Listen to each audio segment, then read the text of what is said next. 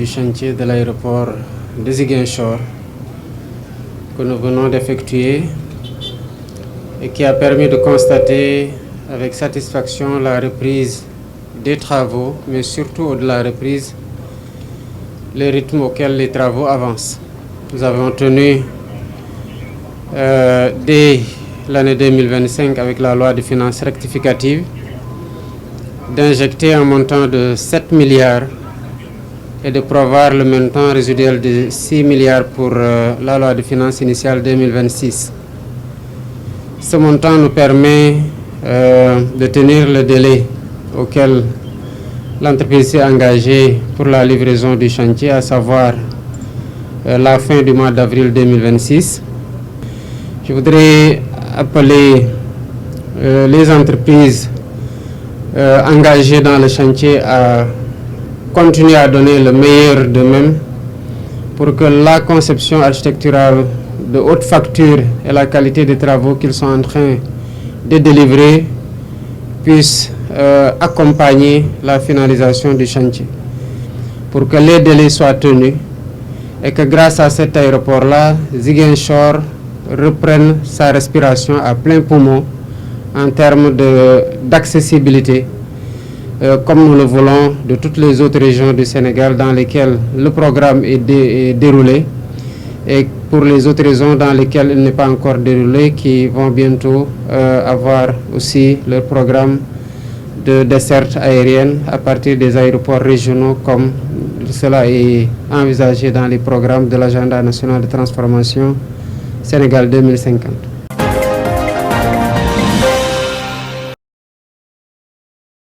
Sous le thème des ressources humaines en santé, le congrès du SAMES a réuni médecins, pharmaciens et chirurgiens dentistes du Sénégal. À cette occasion, le docteur Mamadou Demandoro, secrétaire général national sortant du SAMES, a souligné l'importance du thème lié notamment au chômage, à la fuite des cerveaux et aux conditions de traitement du personnel de santé. On ne comprend pas la position de l'État qui rechigne à recruter.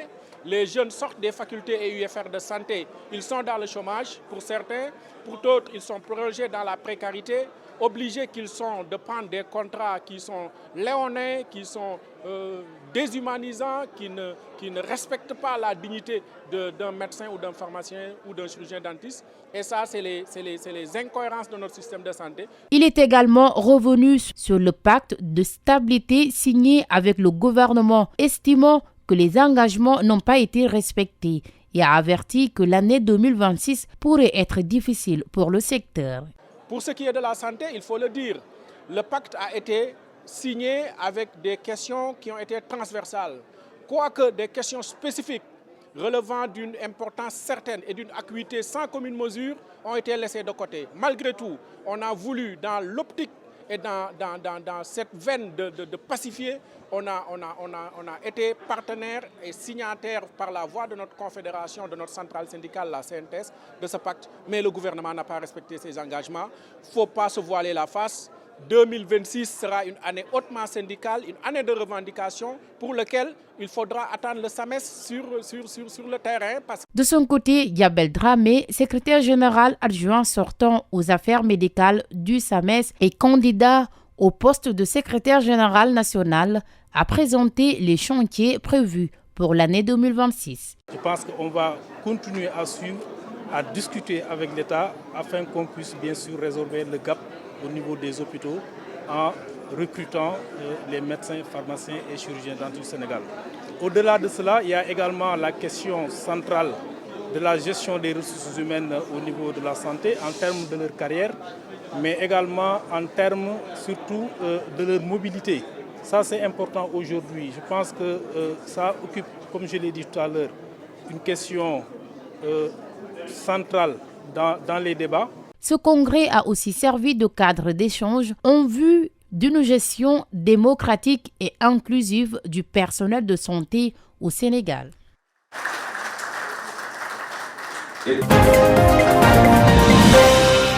On avait donné comme recommandation de faire l'extension de la deuxième phase pour les autres maladies non transmissibles.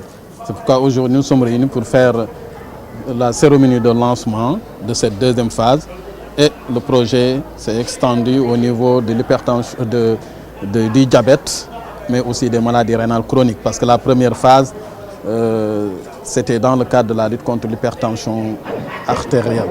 Et aujourd'hui, l'extension est faite au niveau des autres maladies non transmissibles comme le diabète, mais aussi les maladies rénales chroniques. Ces maladies rénales chroniques constituent un véritable problème de santé publique.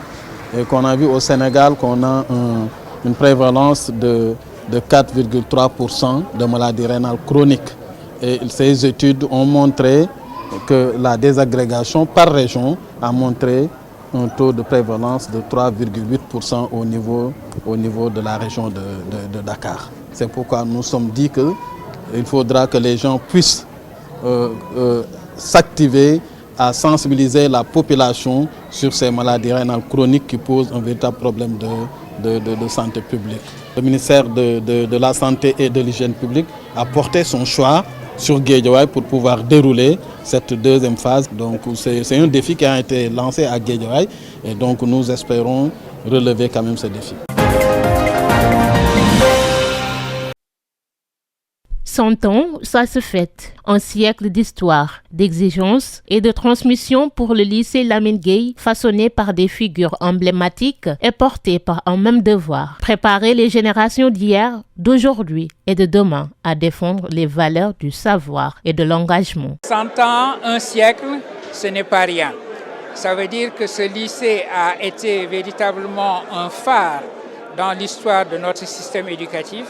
Et c'est comme tel qu'il faut le célébrer et qu'il faut en même temps, et c'est aussi le sens probablement le plus important de cette célébration qui nous réunit, il faut en même temps regarder l'avenir. Pour le professeur Souleymane Bachir Diagne, ancien élève du lycée et penseur de renommée internationale, agrégé de philosophie, la responsabilité incombe désormais aux anciens élèves, celle de réfléchir aux voies et moyens permettant au lycée Lamine Gueye de renouer durablement avec le chemin de l'excellence. Il nous appartient à nous, anciens élèves de Vanvo, comme nous l'appelons affectueusement, et Lamine Gueye, puisque ces deux noms sont accolés désormais pour l'éternité, eh bien, il nous appartient de réfléchir aux moyens de faire en sorte que notre lycée qui nous est si cher retrouve le chemin de l'excellence. L'école est un levier essentiel, une véritable fabrique de l'avenir. L'école est au centre de ces défis. C'est sur l'école, l'école est la matrice de l'avenir, c'est la fabrique de l'avenir. Aujourd'hui, on dit que l'un des grands atouts de notre continent, du continent africain, c'est notre démographie. La démographie peut être un poids et elle peut être également une force d'entraînement. Elle sera une force d'entraînement, notre démographie qui fait que nous aurons la population la plus jeune et la plus importante dans moins d'une génération dans le monde. Eh bien, cette démographie sera une force d'entraînement si c'est une jeunesse qui est formée. À l'heure du centenaire, le lycée Lamine Gueye se projette ainsi vers le futur, fidèle à son héritage, convaincu que l'excellence d'hier demeure la clé des réussites de demain. Disons que le Sénégal est un peu en avance sur beaucoup de pays dans le domaine de la chimie parce que nous sommes représentés dans les différentes instances mondiales et africaines de la chimie. Exemple, l'Union internationale de chimie pure et appliquée. Là, le Sénégal, avec seulement 3 autres pays africains, est membre de cette association. Le Sénégal est aussi membre de la Fédération des sociétés africaines de chimie et à ce titre a organisé l'année dernière la 7e Assemblée générale de cette fédération. Donc nous sommes en tout cas bien placés au concert mondial de la chimie. Et au niveau national aussi, nous avons une productivité scientifique qui est très très élevée, comme en atteste le nombre de communications. Cette année, nous en avons eu 110, ce qui est un record. Nous n'avons jamais atteint ce chiffre durant les éditions précédentes. Maintenant, l'objectif de ces journées, ça contribue un peu à ça. Essayer d'alerter la société sur peut-être certaines pratiques qui peuvent être des pratiques malsaines Cette année, nous avons fait une conférence, par exemple, sur les cosmétiques. Or, on sait qu'il y a beaucoup de problèmes avec certains cosmétiques qui renferment des produits qui sont des produits dangereux. Donc, vous voyez, après chaque édition, nous faisons un rapport général. Et dans ce rapport général, nous alertons l'opinion sur certaines pratiques qui sont des pratiques à bannir. Nous n'avons problème de réseau en premier lieu. Déjà, deuxièmement, on a problème d'école. Nos enfants sont là, ils sont dans les abris provisoires. Chaque salle contient deux classes. Quatrièmement, le courant est venu. Les gens étaient là. Le courant part à 10 de Gassamba. Koussan a eu, nous les gens, il nous a dit qu'on ne fait pas partie. On demande à l'État de nous aider sur le courant, réseau et problème d'école. Surtout une case de santé. Là, les femmes accouchent à Banipelli. Quand on part visite, on prend des motos et on achète d'essence. Et là, on est fatigué. Quand tu accouches minuit, et là, pour partir, c'est problème. On demande vraiment d'aide à l'État et au président.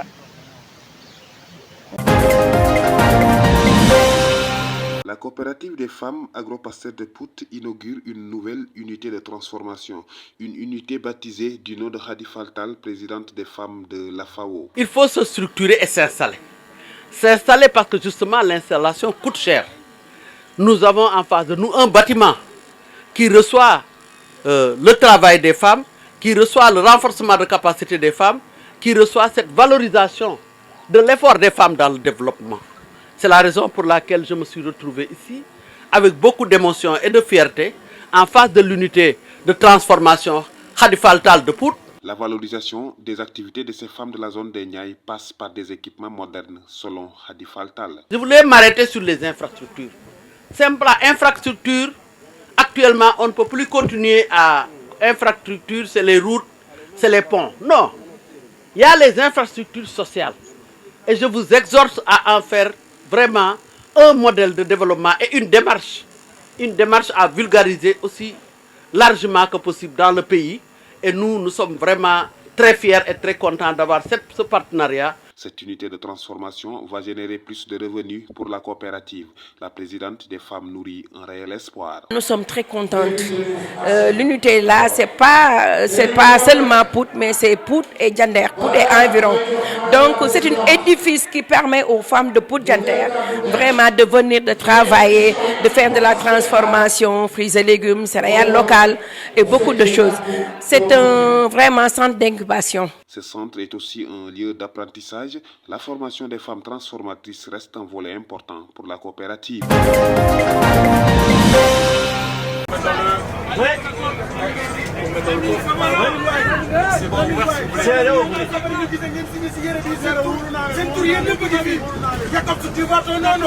Voilà, tu ne vois pas pour le moment. Regarde bien. Tu vas voir ton nom, c'est forcé parce qu'il y a tous les noms. Iliman. Tu verras ton nom.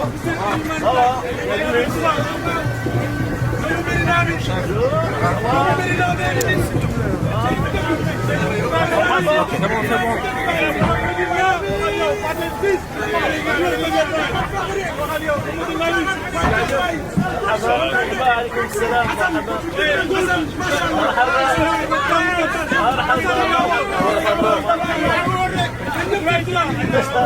السلام Senang ini?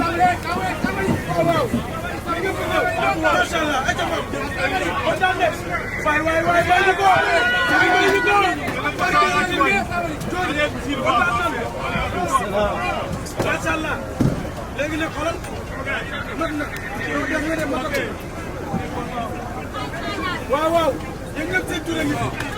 Wow.